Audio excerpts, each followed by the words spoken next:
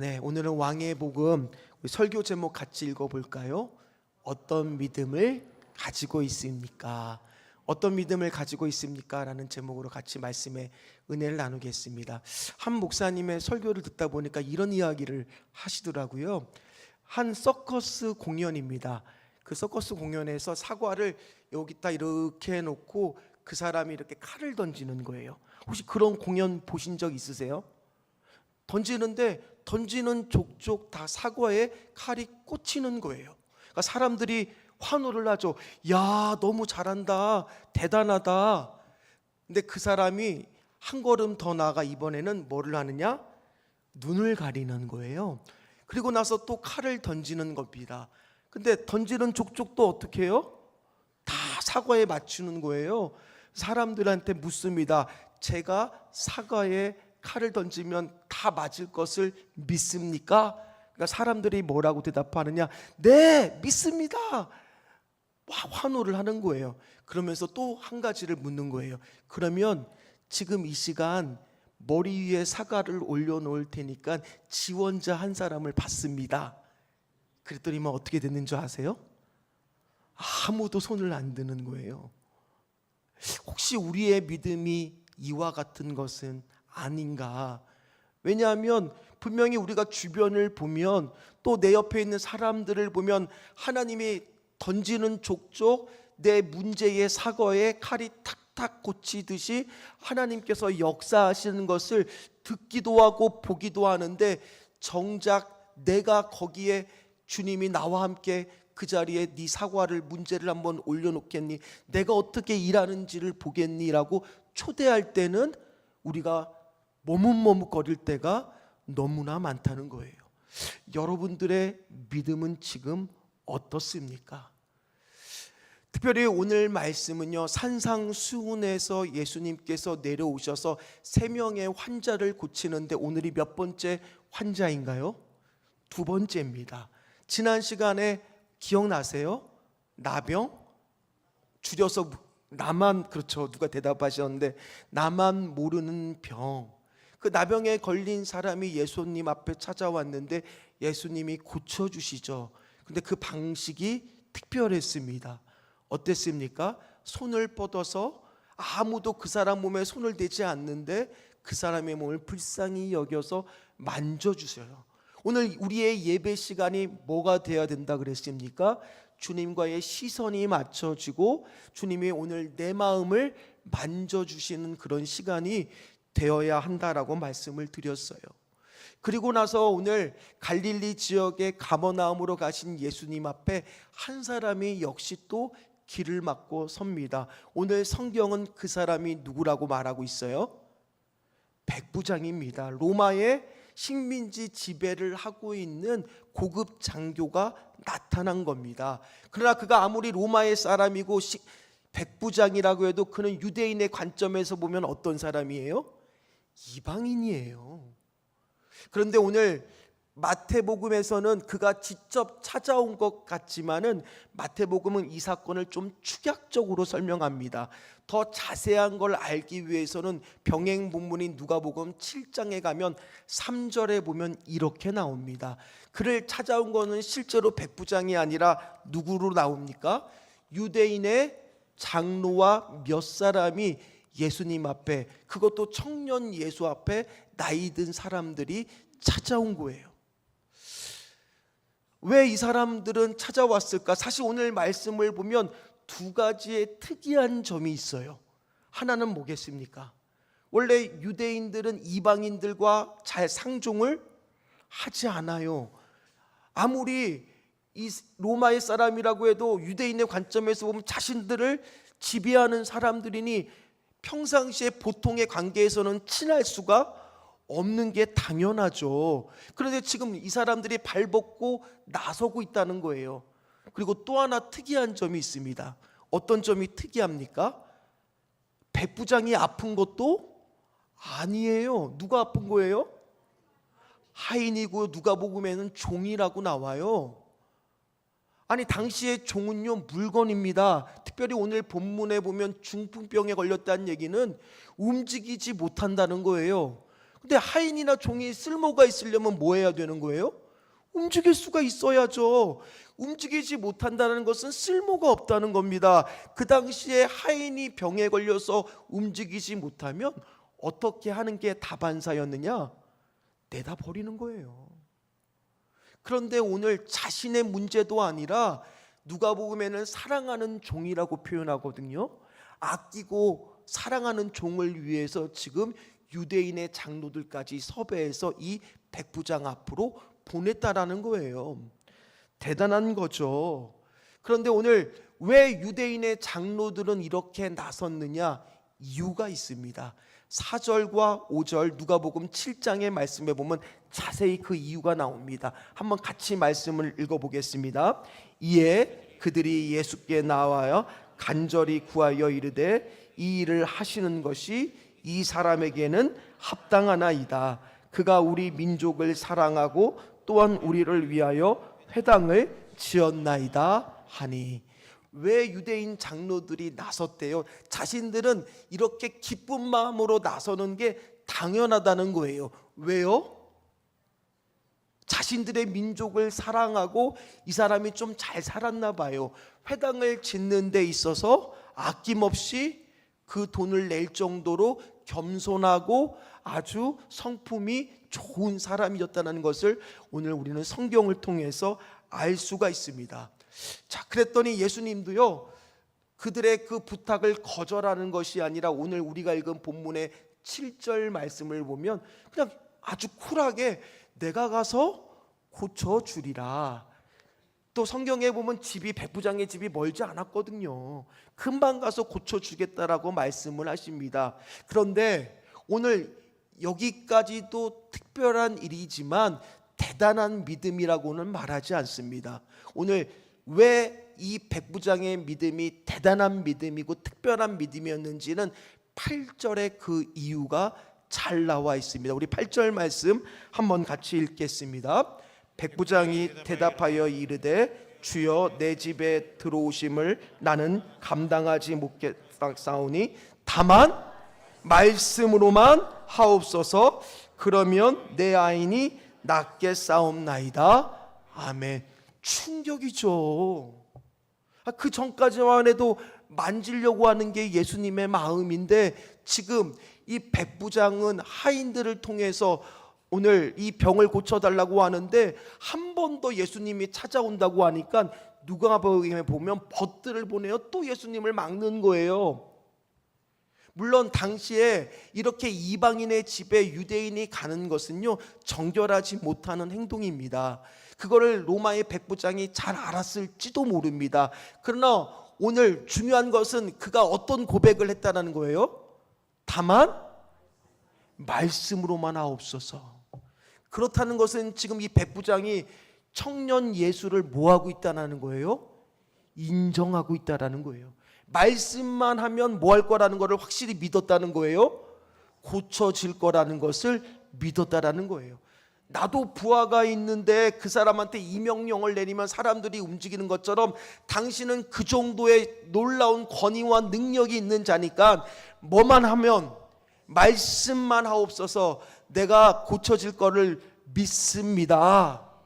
그랬더니 예수님이 깜짝 놀라신 거예요. 오늘 10절 말씀을 보니까요, 오늘 예수님이요 성경에 보면 놀랐다라는 표현이 잘 안 나와요. 한번 10절 말씀을 띄워주십시오. 뭐라고 말합니까? 예수께서 들으시고 어떻게 여기셨어요? 놀랍게 여기셨어요. 이 놀랍게 여기다라고 하는 단어는요, 이 마태복음의 곳곳에 쓰였는데 보통은요 불신자들이 예수님을 보고 놀랄 때 할 때 다 기이 여길 때 썼어요. 그런데 예수님이 주어가 돼서 놀라는 경우는 마태복음의 오늘 본문이 유일합니다. 그만큼 예수님이 깜짝 놀랐다라는 거예요. 그러면서 어떻게 칭찬을 하세요? 이스라엘 중에서 아무에게도 이만한 믿음, 영어로는 great faith예요. 위대한 믿음을 가진 사람을 단 한 사람도 본 적이 없다라는 거예요. 자, 그렇다면은 이 백부장의 믿음은 도대체 어떤 믿음이길래 이렇게 칭찬을 받았을까? 심지어 이어지는 11절 12절의 본문을 보면 이 백부장 같은 이방인이 앞으로 구원의 역사에 있어서도 유대인들보다도 먼저 구원을 받는 구원의 역전의 역사가 이루어질 것을 계속적으로 말씀하고 계세요. 그리고 나서 예수님은 말씀을 하니까 오늘 성경에 보니까 즉시 그 아이는 병이 어떻게 됩니까? 나왔어요. 그러면 왜 도대체 이 사람의 믿음을 주님께서는 이만한 믿음, great faith라고 말씀하셨을까? 왜 그랬을까요? 이 사람의 믿음은요, 실제였기 때문이에요. 뭐라고요? 실제였기 때문에. 실제 어이, 실제 그의 삶의 그의 믿음은 실제 아입니다. 실제로 존재하는 믿음이었기 때문이에요. 사랑하는 성도 여러분, 믿음이라고 하는 것의 반대말은 뭘까요? 한번 카드뉴스 좀 띄워주세요. 믿음의 반대말은 땡땡땡이다. 뭐가 들어갈까요? 야, 그래도 막 뭐라도 얘기해 주시니 너무너무 감사하네요. 자, 생각해 보세요.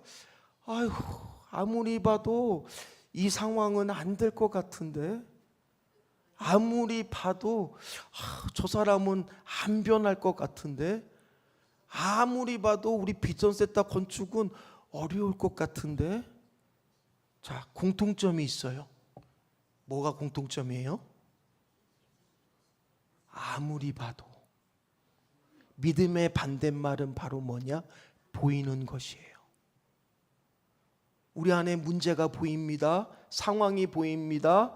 그러면 믿음은 보이지 않는 하나님이 더 선명해지는 게 믿음이에요. 보이는 문제는 우리가 당연히 잘 보여야 되죠. 그러나 믿음을 가진 사람들의 눈은 어떻게 바라봅니까?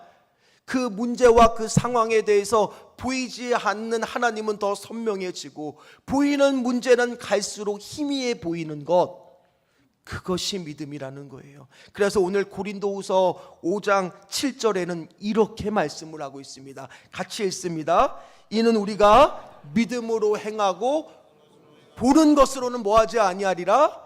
행하지 아니하리라. 사랑하는 성도 여러분, 당연히 눈에 보이면요, 그거를 믿고 싶죠. 그러나 진짜 믿음은 보이지 않는 하나님이 내 삶 가운데 오늘도 일하고 계심을 믿는 거예요.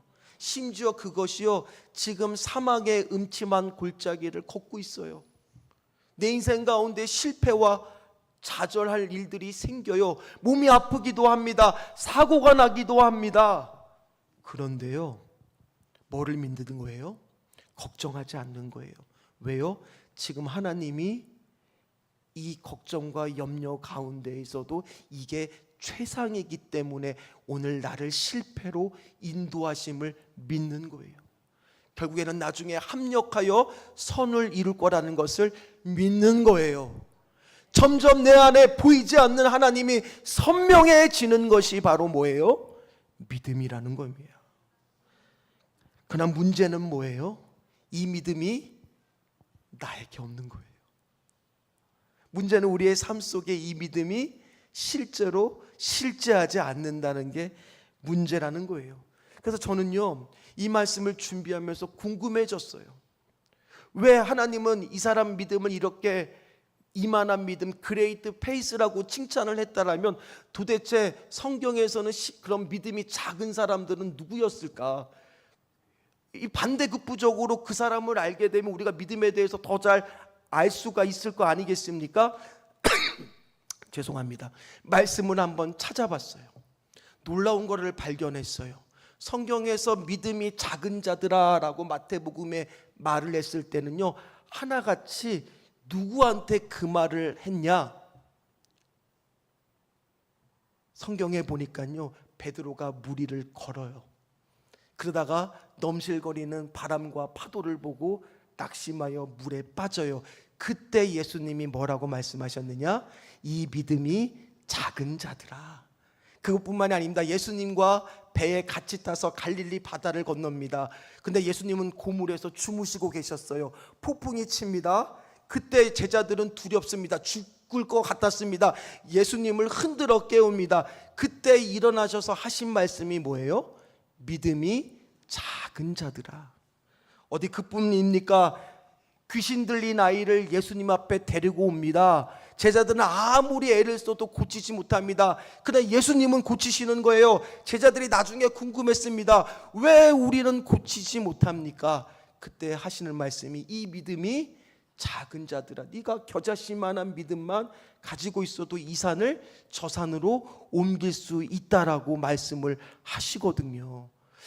그러다 보니까 이 믿음이 작은 자다라고 말한 사람들이 다 누구예요? 제자들이더라고요. 저는 놀랐어요. 말씀을 준비하면서 충격을 먹었습니다. 아니, 예수님의 제자들이 왜 믿음이 작은 자들아 이렇게 책망을 받았을까? 그러나 시간이 지나서 보니까요, 책망만 받은 게 아니라 지금 당장은 그 소리가 책망 같지만은 시간이 지나서 그들이 어떻게 바뀝니까? 사도행전 3장에 미문에 앉은 안진뱅이를 보고 베드로와 요한이 지나가다가 늘 봤던 그 안진뱅이를 향해 어느 날은 외치잖아요. 뭐라고 외칩니까? 은과 금을 내가 가진 것은 없지만 내게 있는 것을 내게 주노니 곧 나사렛 예수의 이름으로 일어나 걸으라. 그 믿음이 선포되더라는 거예요. 아, 그렇구나. 우리의 믿음이 지금은 작은 믿음, 영어로 little faith일지 모르겠지만은 결국에는 우리가 주님의 제자들한테 이런 말을 했다면, 오늘도 내 삶 가운데 내 문제가 너무나 커 보이고 하나님은 희미하게 보일 때가 얼마나 많습니까? 그러나 우리가 좌절해서는 안 되겠구나. 언젠가 내가 오늘 믿음이라는 것이 성장하면 하나님 앞에서 오늘 이렇게 제자들처럼 곧 나사렛 예수의 이름으로 일어나 걸으라를 외칠 수 있는 이만한 믿음까지 성장할 수 있는 거구나. 오늘 그런 깨달음이 하나님 앞에서 주시더라고요. 사랑하는 성도 여러분, 여러분들의 믿음은 어떻습니까? 실제로 여러분들의 믿음은 실제하고 있습니까? 제가 오늘도 무선 마이크와 소품을 하나 준비했어요. 이게 뭐죠? 의자입니다. 이쪽은 보이세요? 좀 뒤로 갈까요? 보이세요? 자, 난생 처음 의자를 여러분들이 봤다라고 한번 생각해 보세요. 그러면 의자가 어디다 쓰는 물건조차도 몰라요. 그러면 이거를 봤을 때 반응은 어떤 것이 정상일까요?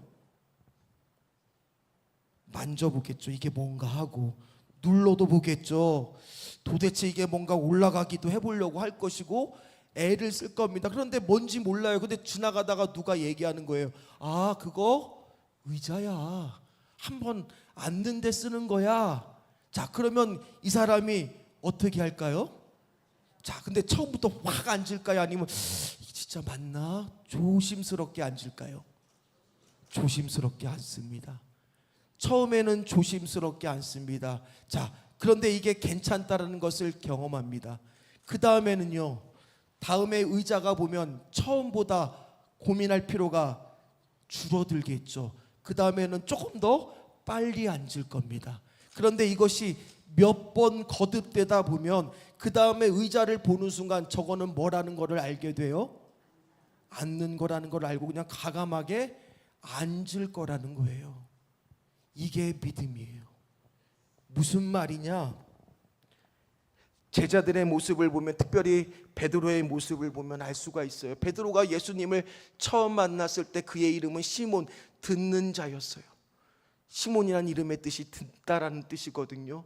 그러나 안드레를 통해서 예수님의 소문을 듣고 왔을 때는 믿음은 들음에서 난다고 하지만 처음부터 믿음이 막 생겼던 것은 아니었거든요. 의심했습니다. 그래서 예수님을 따르자고 했을 때 예수님을 따르지 못하고 이름을 베드로라고 반석이라고 바꿔줬는데도 불구하고 그 자리를 떠났습니다. 그리고 자신의 장모가 아파서 예수님이 와서 병을 고쳐줄 때도 자신은 예수님에 대해서 확신하지를 못했어요. 그런데 누가복음 5장에 보면 밤새 수고해서 물고기를 잡아요. 근데 물고기가 잡힙니까? 안 잡힙니까? 안 잡혀요. 그런데 저 멀리서 예수님이 뭐라고 말합니까? 깊은 데로 가서 그물을 내려라. 그때 베드로가 어떻게 고백해요? 내가 밤새 수고해서 잡은 것이 없지만은 말씀에 의지하여 그물을 한번 내려보겠습니다. 그물을 한번 내려봤더니만 무슨 일이 발생돼요? 고기가 잡히는 거예요. 그것도 하나가 아니라 가득 잡히는 거예요. 그때 베드로는 깨닫죠. 저분이 어떤 분이라는 것을. 그래서 뭐라고 고백합니까? 내가 죄인이라고. 믿음이 이런 거예요. 일단은 중요한 거는 한번 저 의자에 앉아보는 거예요. 한번 그물을 던져보는 거예요. 내 삶 가운데 일하시는 하나님을 한번 경험해 보는 거예요. 그러려면은 내가 일단은 그물을 던져봐야죠. 의자에 앉아봐야죠. 그래야 하나님이 내 삶 가운데 어떻게 실제로 실제하시는지를 경험할 거 아니겠습니까? 근데 우리의 문제는 뭐예요? 잘 그러지 못한다는 거예요. 주님이 오늘도 임마누엘의 하나님, 내가 너와 함께 할 거니까 사과의 문제를 네 머리에 올려놓고 나에게 한번 그 자리에 서보겠니 했을 때 그 초청에 선뜻 응하지를 못하는 거예요. 그러나 괜찮습니다. 오늘 말씀을 보니까요, 믿음의 사람들도 그런 고민을 참 많이 했어요. 특별히 시편 42편 3절에 보니까요 이렇게 말하더라고요. 한번 우리 말씀을 같이 읽어보도록 하겠습니다. 사람들이 종일 내게 하는 말이 내 하나님이 어디 있느냐 하오니 내 눈물이 주야로 내 음식이 되었도다. 아멘. 이 사람이 하나님을 안 믿는 거 아닙니다. 하나님을 믿습니다.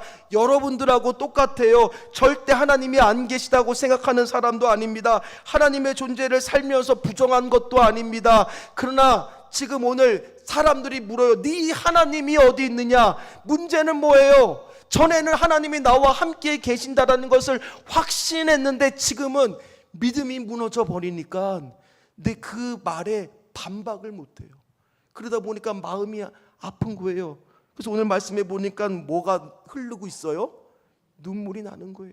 뭔가 반박하고 싶은데 말이 안 나오는 거예요. 왜요?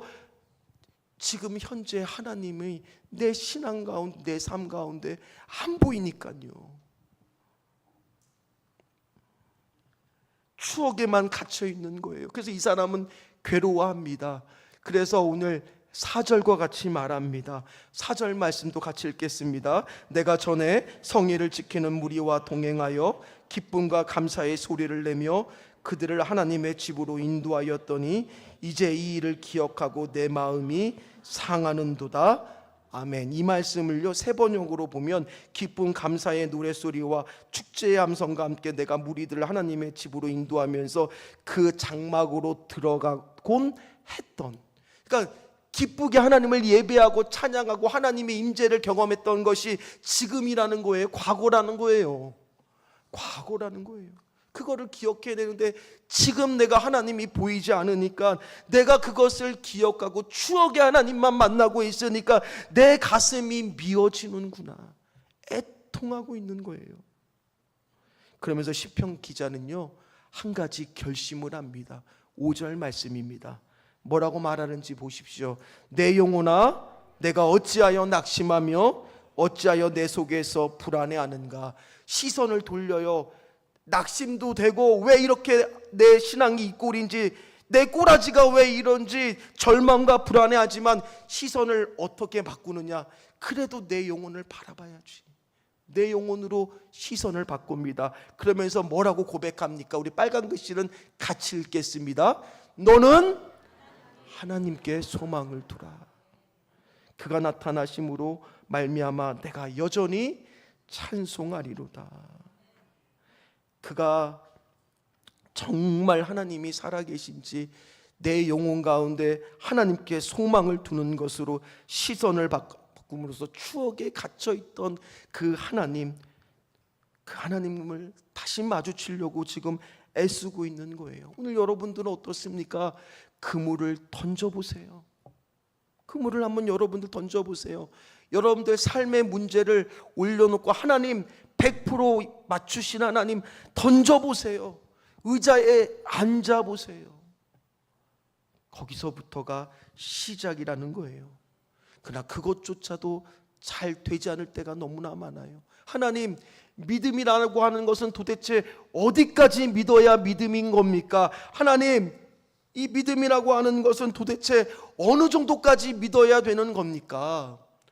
성경에도 한 아버지가 있었습니다. 이 아버지는 문제가 있었어요. 그 문제는 뭐냐면 아들이 귀신이 들린 거예요. 그래서 이 툭하면 불 가운데 넘어져서 화상을 입고 오는 거예요. 날마다 그걸 여러 번 하는 거예요. 또 물가에 지나가다 물에 빠져서 물을 먹고 와갖고 온몸이 흠뻑 젖고 배는 이렇게 물 많이 먹어서 배가 이렇게 볼록 나온 상태로 올 때마다 마음이 너무 아픈 거예요. 상처들을 치료하면서 도저히 이렇게는 살 수 없는데 어떻게 하면 좋을까 하다가 예수님의 소문을 듣습니다. 그리고 예수님을 찾아갔는데 마침 예수님이 안 계신 거예요. 제자들한테 부탁을 합니다. 이 귀신 들린 아이를 좀 고쳐달라고. 근데 제자들이 고치나요? 못 고쳤습니다. 그때 예수님이 오십니다. 예수님이 뭐라고 말씀하시느냐? 마가복음 9장 23절입니다. 같이 읽습니다. 예수께서 이르시되 할 수 있거든이 무슨 말이냐? 믿는 자에게는 능히 하지 못할 일이 없느니라 하시니 아멘. 아버지는 이 말을 정말 믿고 싶었어요.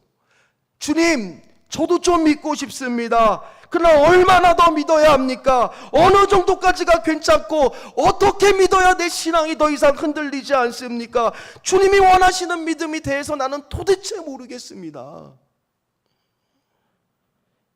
그 말조차도 오늘 잘 모르겠습니다.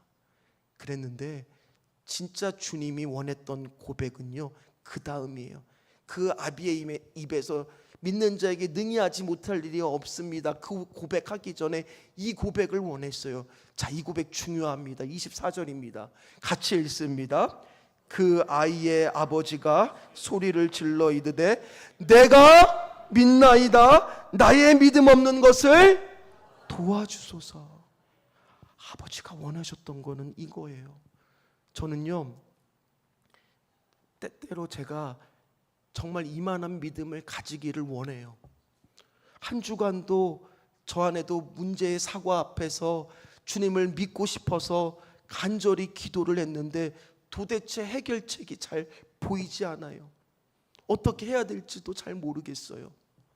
그런데 그렇다고 내가 이 문제를 어떻게 할까 고민하다가 오늘 말씀을 준비하면서 이런 기도가 나와요.